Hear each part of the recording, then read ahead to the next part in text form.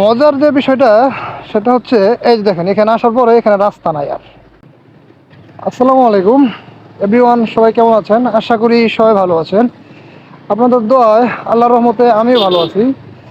আপনাদেরকে এখন একটা জিনিস দেখাই, চলেন। এই যে ব্রিজটা দেখতেছেন, আজকে শুক্রবার, যার কারণে এত লোক এই ব্রিজের উপরে আসছে। সবাই সবাই একটু মুক্ত বাতাস আর প্রকৃতির ছোঁয়া নিতে আসছে। কিন্তু আপনাদেরকে যে জিনিসটা আমি দেখাবো সেটা হলো আমার সামনে অপেক্ষা করতেছে। চলেন আপনাদেরকে দেখাই। এই যে দেখেন, ব্রিজের আমি একদম শেষ প্রান্তে আসছি। আর এই শেষ প্রান্তে আসার পর এখানে যে মজার যে বিষয়টা সেটা হচ্ছে, এই যে দেখেন এখানে আসার পরে এখানে রাস্তা নাই আর। সম্পূর্ণ একটা পুকুর, আর এই পুকুর এই পর্যন্ত এলো, এটা শেষ মাথা, এখানেই শেষ সমাপ্ত।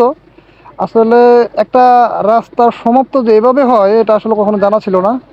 তো এটা যদি কখনো না দেখতাম তাহলে বুঝতেই পারতাম না যে একটা রাস্তার সমাপ্ত এভাবেও শেষ হয়ে যায়। তো এটার পিছনে একটা লম্বা হিস্টোরি আছে, আমি যতটুকু জানতে পারছি সম্পূর্ণ হিস্টোরি আপনাদেরকে আমি রাস্তা দিয়ে যাইতে যাইতে বলতেছি। তো চলেন আমার সাথেই থাকেন। এই ব্রিজের এই সমাপ্ত হওয়ার পিছনে যে কারণটা আছে সেটা হচ্ছে, এই ব্রিজটা যখন টেন্ডার পাস হয়, ব্রিজ টেন্ডার পাস হওয়ার পরে এখান থেকে রাস্তা হওয়ার কথা ছিল। বাট এখানকার যে জনগণ কিংবা যাদের জমির উপরে রাস্তা যাবে তারা রাজি ছিল না। এই রাস্তাটা যখন টেন্ডার পাস হয় তখন ব্রিজটা করার পরে বলা হয়েছিল জমির মালিকদের যে আপনারা জমিগুলো ছেড়ে দেন, আপনাদেরকে এদিক দিয়ে রাস্তাটা আমরা করে দিই। এই জায়গাটা হচ্ছে আপনার মৌচাক থেকে হালকা উত্তরে গ্রামের সাইড। আর এই গ্রাম সাইড থেকে এদিক দিয়ে এই ব্রিজের যে রাস্তাটা হওয়ার কথা ছিল, এটা হওয়ার কথা ছিল আপনার ডিরেক্টলি এদিক দিয়ে ময়মনসিংহ টু ঢাকা হাই রোডে উঠে যাওয়ার কথা ছিল। বাট এখানকার জনগণ কিংবা এখানে যারা জমির মালিক ছিল তারা রাজি ছিল না, যার কারণে এখান দিয়ে রাস্তাটা হয় নাই।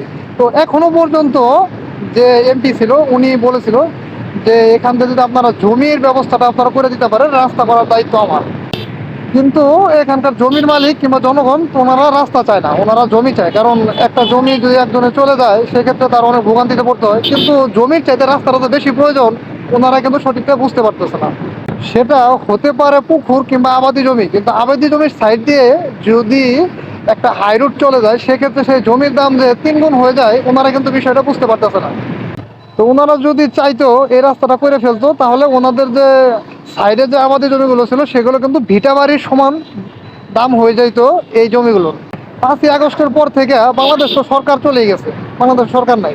তো এখন চাইলেও এটা সম্ভব না। তবে সামনে যদি আসলে ডক্টর ইউনূস নির্বাচন হওয়ার পরে যে নতুন এমপি আসবে তিনি চাইলে এই রাস্তাটা আবার নতুন করে দিতে পারে। তো এই ছিল এখানকার আপডেট। আপনারা আমার ভিডিওটা যে যেখান থেকে দেখেছেন সবার জন্য রইল শুভকামনা। আর এখানেই আমি আপনাদের কাছ থেকে বিদায় নিচ্ছি। আল্লাহ হাফেজ।